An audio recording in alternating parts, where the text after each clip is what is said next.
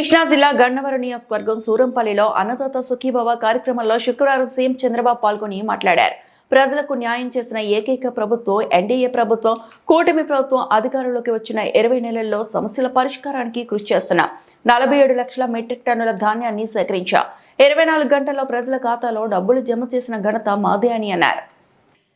పోలవరం ద్వారా ఆ నీళ్లు గోదావరి నీళ్లు కృష్ణా జలాలకు కలిపిన ఘనత ఈ ప్రభుత్వాన్ని. దీనివల్ల ఈరోజు మీరు ఒక్కసారి ఆలోచిస్తే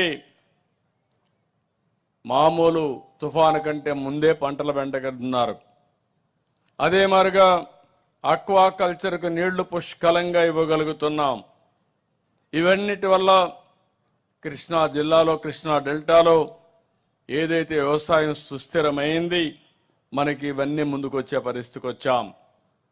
రైతులు మీరందరూ ఒకటి గుర్తుపెట్టుకోవాల్సిన అవసరం ఉంది. ఇలాంటి సందర్భంలో నేను చెప్పవలసిన అవసరం ఉంది. నేను 4వసారి ముఖ్యమంత్రి మీ అందరి యొక్క ఆశీస్సులతో.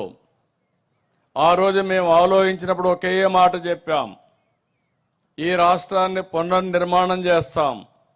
చాలా కష్టాలున్నాయి, ఇబ్బందులున్నాయి, అయినా కూడా చేసే బాధ్యత తీసుకుంటామని ఆ రోజు చెప్పాం. ఈరోజు రాష్ట్రంలో చూస్తే అప్పుల సుడిగుండంలో ఉంది. ఆంధ్రప్రదేశ్ రాష్ట్రం యొక్క ఇమేజ్ దెబ్బతినింది. పెట్టుబడులు పెట్టేవారు రాకుండా పోయారు. ఆదాయం తగ్గిపోయింది. కేంద్ర పథకాలు కూడా ఉపయోగించలేని పరిస్థితులున్నారు. ఎక్కడ చూసినా అభివృద్ధి అరాకొర జరిగి చాలా ఇబ్బందులు వచ్చాయి. ఈ 20 నెలల్లో ఒక్కొక్క అడుగు ముందుకేశాం.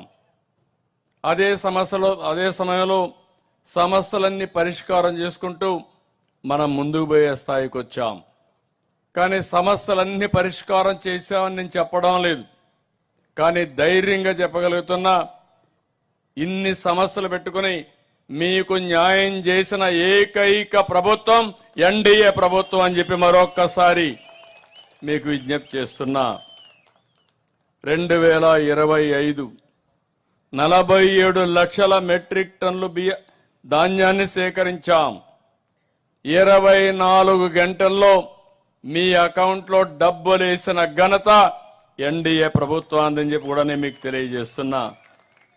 ఇంకొక పక్కన ప్రకృతి విపత్తులు వచ్చినప్పుడు వివిధ పంటలకి ఇన్పుట్ సబ్సిడీ ఇచ్చాం. దగ్గర మీరు చూస్తే 310 కోట్ల రూపాయలు నష్టపరిహారం ఇచ్చాం. గిట్టుబాటు ధర కోసం 500 కోట్ల రూపాయలతో ధరల స్థిరీకరణ నిధి పెడితే ఈరోజు ఇక్కడే మామిడి తోటలో ఉన్నాం. మామిడి పంటకు కూడా గిట్టుబాటు ధర రాలేదు. రైతు చాలా ఇబ్బంది పడ్డాడు. పక్కన తమిళనాడులో, కర్ణాటకలో గిట్టుబాటు ధర కాదు కదా, ₹1 ఇవ్వకపోతే కాదు, మనకు బాధ్యత ఉందని ప్రతి ఒక్క కేజీకి 4. మరిన్ని అప్డేట్స్ కోసం మా ఛానల్ ని సబ్స్క్రైబ్ చేయండి.